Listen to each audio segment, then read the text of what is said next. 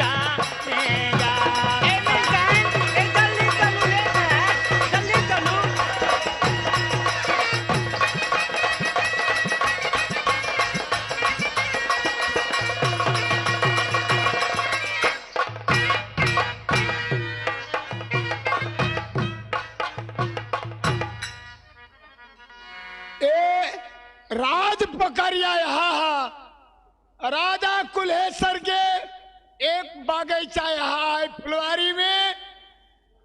राजा कुल्हेश्वर के बेटी जगर नाम चंद्रावती।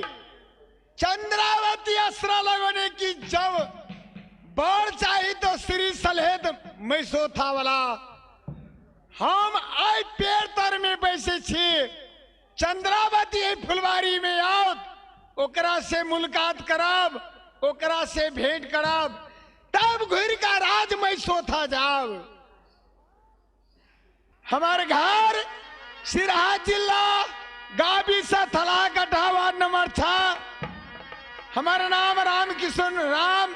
हम आई गंगा कैसेट में सलहेश के पाठ लेने छी, अदा केने छी। सबको अपन गंगा कैसेट के अपना अपना घर में टीवी में अपने अपने देखा। या भैया हाथाया या बला गई सही है मालिना आ सुंदर है बगई जवा।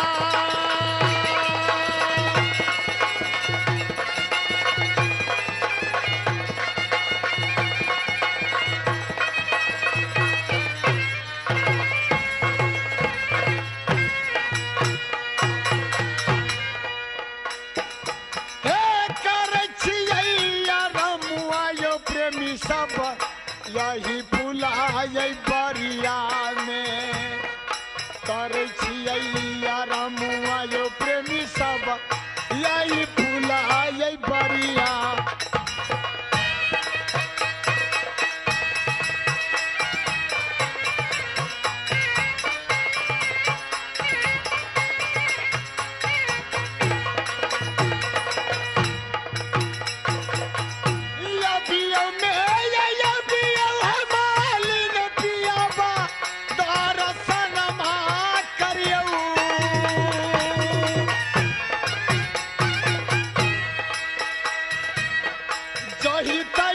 पुरुष पर परम राजा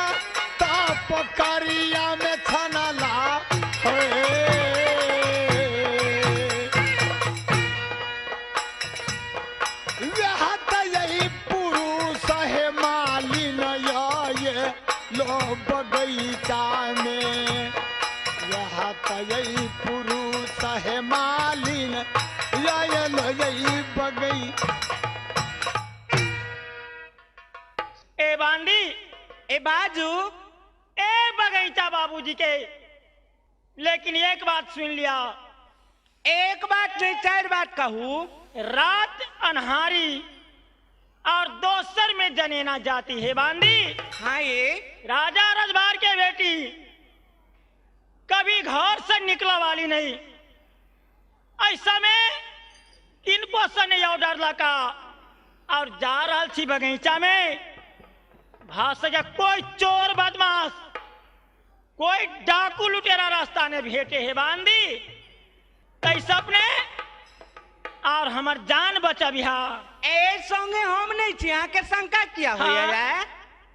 ए बांदी ए मिल्कन ये बगीचा, अही बगीचा में चले अपना दोनों बहन फूल लो रहा, फूल लोर का अपना डलिया में धाका, जे फूल के गाछ सुखल हो ओई में जल ढार का और महारानी दुर्गा के पूजा करो। सही बात है मिल्कन। ए बगीचा तो बड निके, अहाँ के ए कते निक मह मह करिए है। आयली फूला लोरबई गए बांदी आई बेली, फूला लोरबई रे जा।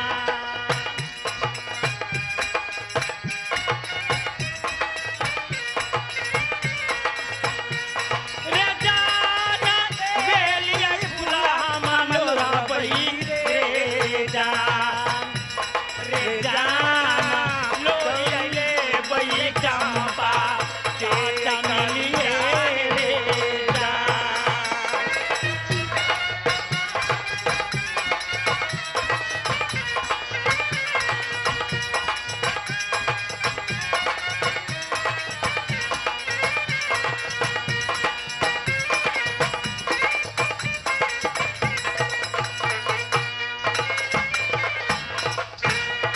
को नयाबा लोरठी बांधी आई चंपा का चमेलिए रे जान, रे जान चंपा का चमेलिए रे जान, रे जान पश्चिम कोना में आई लोरा बई बेली चमेली रे जान।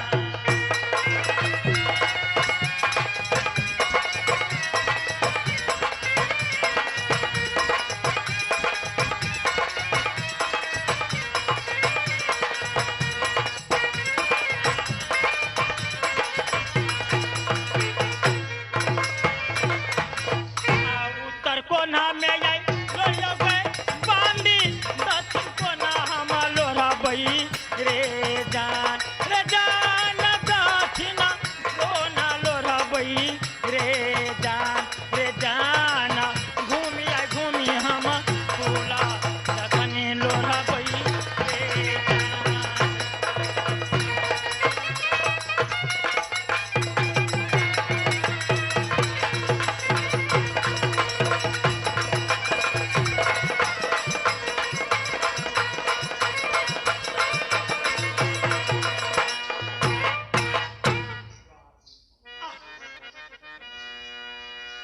ए बांदी ए मिल्कन की भेल।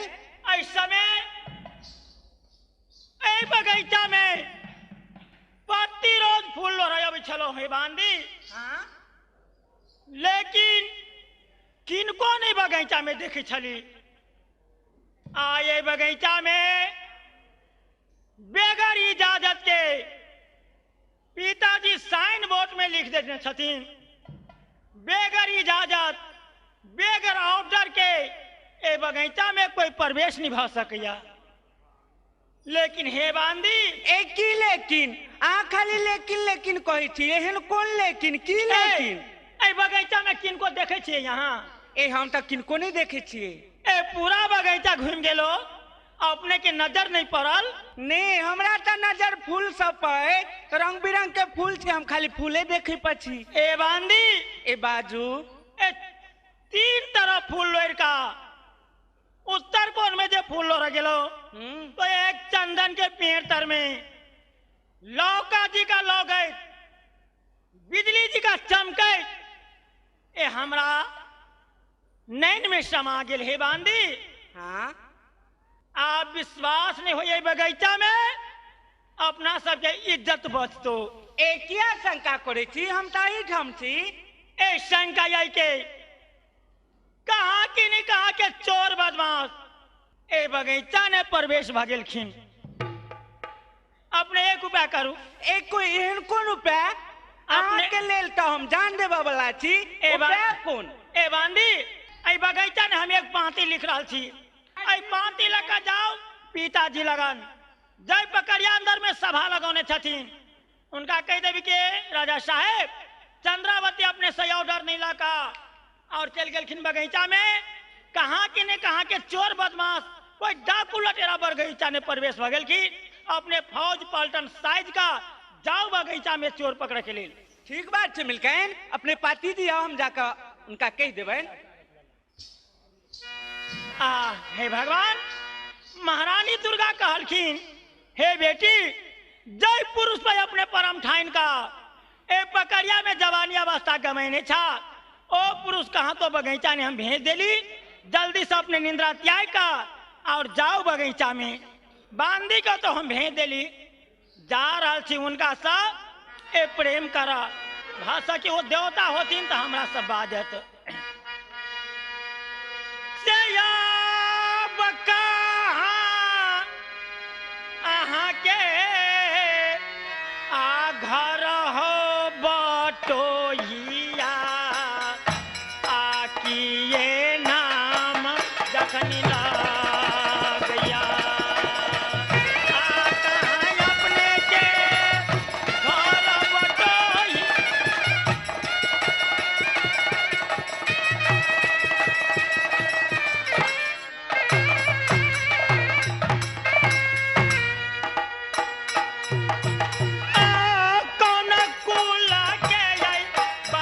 बटोही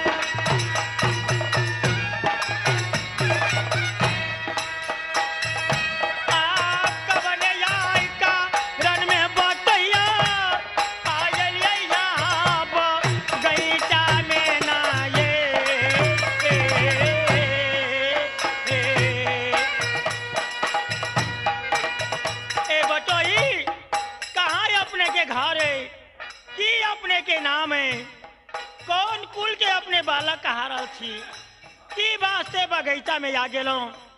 लेकिन महारानी दुर्गा कहलखिन हे बेटी जय पुरुष पर तो पन्ने ठनने था ओ पुरुष के हम भेज दिली बगीचा में आ ये कता जय बोलियो आया ही जे बगीचा में अब ते करो खबरी आई हमारा बताबियो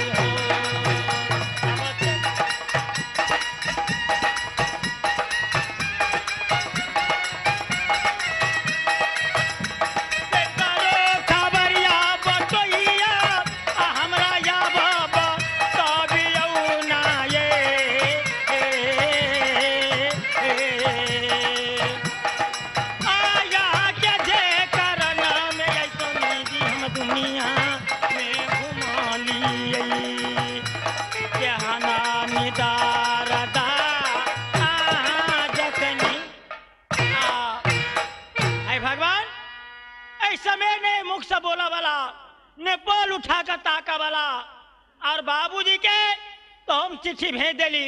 बाबूजी अबे करता और एक पकड़ का कहा तो पकड़िया में बाइन बड़ी सार धकर आखत हम आप जा रही थी अपना यही बगीचा में आराम कर। ये कौन है?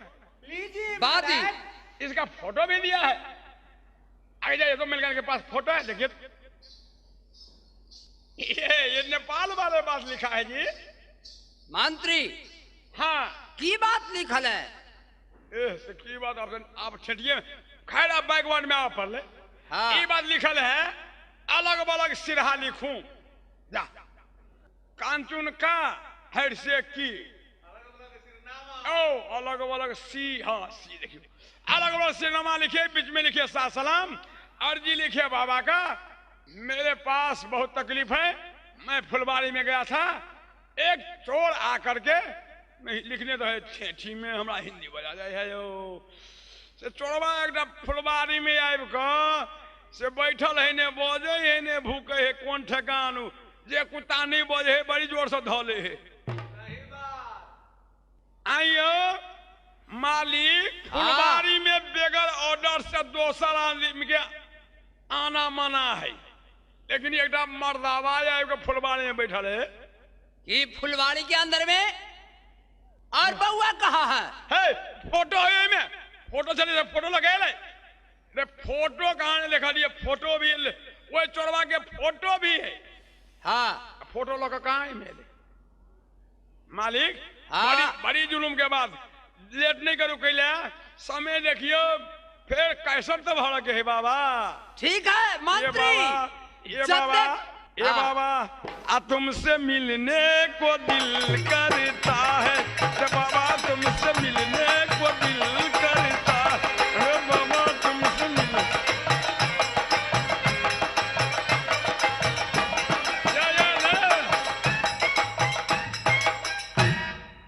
हाँ मालिक हाँ बोलो। अब तो ऐसा शब्द लिखा है, फिर लौट करके नहीं आई वो जी। ये जी वो जी लो जी सुनो जी, कहता हूं मैं वो भी करो जी। हाँ बेवकूफ लड़की है, मंत्री। बिना विचारे जो करे वो पीछे पछता। रोपे पेड़ बबूर को तो आम कहां से खाए। आबयो से जल्दी सायाब चलियो यो मालिक जैन वही फूल बारिया के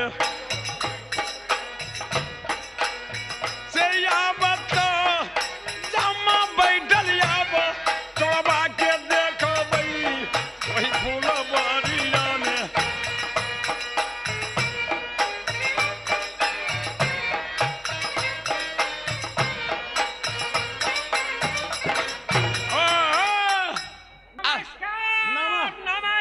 नमस्कार नमस्कार। अरे सारा जमाना बीत गया, मालिक एक नमस्कार करते हैं, आप समझे ही उसका? आप समझे? नमस्कार का मतलब हुआ प्रणाम। मालिक हमरा ये कुछ मालूम भेलगा कि बगीचा के वर्णन बहुत खराब यही कि जे बउआ चंद्रावती वो फूल लोढ़े के कारण वो बगीचा में गेला, वो कहाँ के चोद बदमाश डाकू लुटेरा आकर उनका घेर लेने यही तालिए। हाँ। हमार यह विचार है कि पात्र पहस के साथ फौज पलटन के साथ बाबूजी अपने बगीचा में आ जाओ। जल्द करूं मंत्री, जब तक फौज पलटन है गोली बारूद जल्द से जल्द तैयारी करके चलो अपने बगीचा के अंदर। मालिक हाँ। एक लड़की चंद्रावती जा चंद्रावती के लिए अपने नाना प्रकार के व्यवस्था प्रक्रिया में कहने छी, लेकिन वो चंद्रावती वो बगैर बुझले अपने से ऑर्डर नहीं लगा वो बगीचा में रात्रि मौसम ने की कर के लिए दिल में शंका है कि अपने सब चालू भा सके, वो चोर बदमाश उनका कहूं खत्म नहीं कर दे, चक्कू नहीं मार दे। तालिए अपने सब जल्दी करूं, देर मत कर। जाइए मंत्री। हाँ जल्द मालिक। से जल्द अपने चलू। मालिक सर हो हाँ देखियो ऊ जो है से ऊ जो चोरवा जो है से फोटो देने ये डबल पी एल ई। अरे खचरा हाके इंग्लिशो पढ़ने नहीं रे।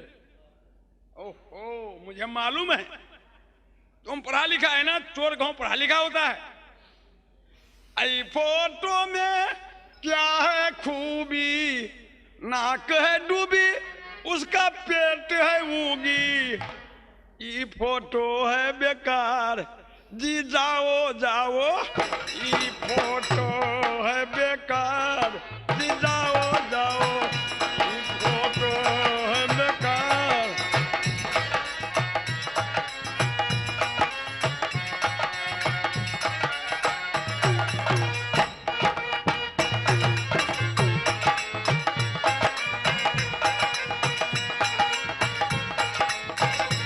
ऐसे नहीं हम फोटो देते हैं, अच्छा हम फोटो के अलावे हम ये लड़की पर आए हैं। हाँ अरे साला कौन है ऐसा बुद्धि को बतलाया रे? ई फोटो में क्या है खूबी,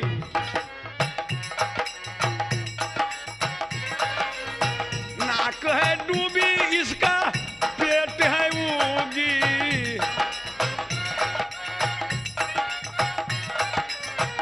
ई फोटो है बेकार जी जाओ जाओ जाओ जी जाओ जाओ। चलिए महाराज चलिए लड़की लिए।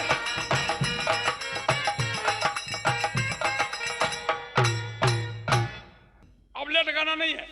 सया बजाला दिसाया बा आ चलियो यो